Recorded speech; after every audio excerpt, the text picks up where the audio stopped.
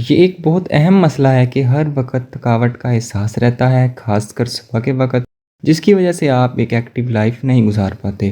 काम-काज करने का दिल नहीं करता या जिस्म में दर्द रहता है। ये सब कुछ ठीक हो जाएगा ये वीडियो देखने के बाद। दोस्तों, ये एक मेडिकल प्रॉब्लम है जिसका प्रॉपर इलाज दस्तयाब है।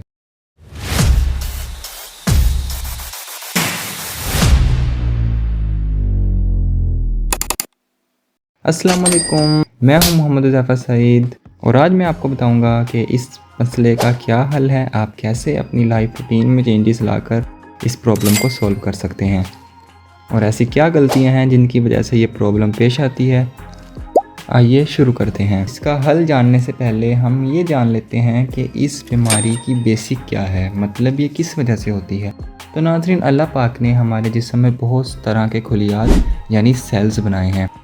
तकरीबन 3 ट्रिलियन सेल हर इंसान में मौजूद होते हैं। इन सेल्स के अंदर एक मादा होता है माइटोकॉन्ड्रिया, ठीक है।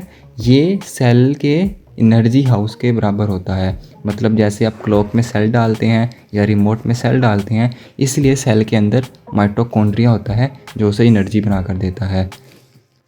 जब इस माइटोकॉन्ड्रिया में कोई परेशानी या कुछ मसला आ जाए तो ये एनर्जी ठीक तरह से नहीं बना पाएगा और आप थकावट का शिकार हो जाएंगे।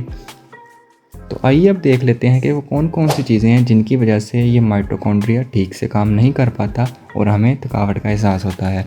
तो सबसे पहले नंबर पे आता है इंसुलिन रेजिस्टेंसी। मतलब आपका जिस्म इंसुलिन से रेजिस्टेंस बन जाता है। ये होता इस वजह से है कि जब आप कुछ मीठा खाते हैं तो आपकी बॉडी में glucose level, sugar level increase होता है, जिसको हैंडल करने के लिए जिस्म इंसुलिन रिलीज़ करता है।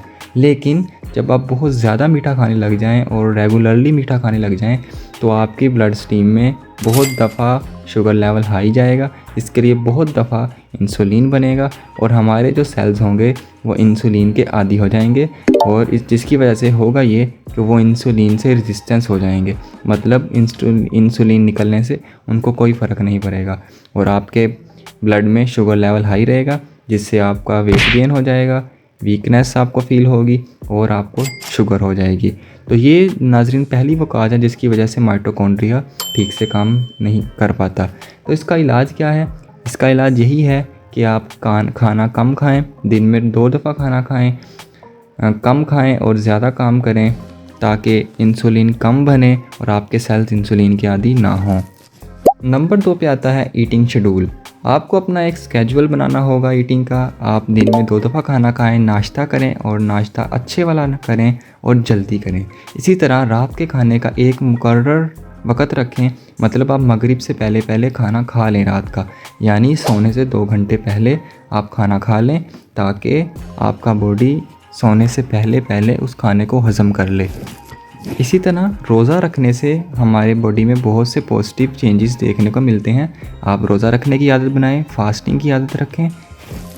नंबर 3 पे आता है अवॉइड प्रोसेस्ड फूड। मतलब प्रोसेस्ड फूड जैसे शुगर, स्टार्च वगैरह हो गया, इन चीज़ों से परहेज़ करें और कुदरती चीज़ें खाएं। नंबर 4 पे आता है दोस्तों सबसे इम्पोर्टेंट चीज़ जो है प्रॉपर स्लीपिंग रूटीन। आपको 8 घंटे की स्लीप को मेंटेन रखना है और एक ही वक्त में मेंटेन रखना है। मतलब आपका हर रोज़ सोने और उठने का टाइम सेम होना चाहिए है, क्योंकि स्लीप इंसानी जिस्म के लिए बहुत इंपॉर्टेंट होती है। जो इंसानी जिस्म में सारी रिपेयरिंग का काम होता है वो स्लीप के वक्त ही होता है। इसी तरह नंबर 5 पे आ जाता है कि आपको फ़िनॉल और पॉलीफिनॉल कंपाउंड्स लेने हैं अपनी खुराक में। अब ये कहाँ से मिलेंगे? तो नाज़रीन, सलाद का इस्तेमाल करें, खासकर प्याज में फ़िनॉल और पॉलीफिनॉल कंपाउंड्स होते हैं। एमिनी अराई एक्टिव होंगे और प्याज खाते हैं। इसके साथ साथ सेब का इस्तेमाल करें, इसमें भी ये कंपाउंड्स होते हैं।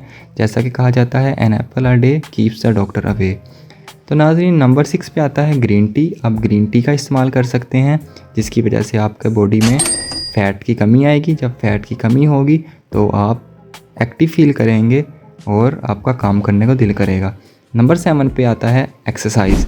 तो नाज़रीन, एक्सरसाइज को अपना मामूल का हिस्सा बनाएं, क्योंकि जब आप एक्सरसाइज करते हैं तो आपकी बॉडी ज़्यादा काम करती है अपनी लिमिट से, जिसकी वजह से उसकी ऑक्सीजन रिक्वायरमेंट्स बढ़ जाती हैं। जब उसको उतनी ऑक्सीजन नहीं मिल रही तो आपकी बॉडी में हाइपोक्सिया मतलब लेस ऑक्सीजन काज हो जाता है। उसकी वजह से होता यह है कि ब्रेन एक्टिव हो जाता है, अलर्ट हो जाता है और सारी बॉडी को अलर्ट कर देता है, लंग्स को अलर्ट कर देता है कि वो तेज़ी से काम करें और ज़्यादा ऑक्सीजन प्रोड्यूस करें। जब वो ज़्यादा ऑक्सीजन बाहर से लेते हैं लंग्स, तो आपकी बॉडी को ज़्यादा ऑक्सीजन मिलती है और आप एक्टिव हो जाते हैं, आपकी बॉडी अलर्टनेस वाली स्टेट में चली जाती है। इसी तरह सबसे लास्ट और सबसे इम्पोर्टेंट नाज़रीन नंबर 8, इसमें यह कि आप 5 वक्त की नमाज़ की पाबंदी करें। जब आप 5 वक्त उठेंगे, मुंह हाथ धोएंगे, वज़ू करेंगे, नमाज़ अदा करेंगे, तो आप कुदरती तौर पे फ्रेश रहेंगे। तो ये आजमाई हुई बात है। नाज़रीन, ये थी आज की वीडियो। अगर आपको ये वीडियो पसंद आई तो चैनल को सब्सक्राइब करें और वीडियो को लाइक करें। खुदा हाफिज़।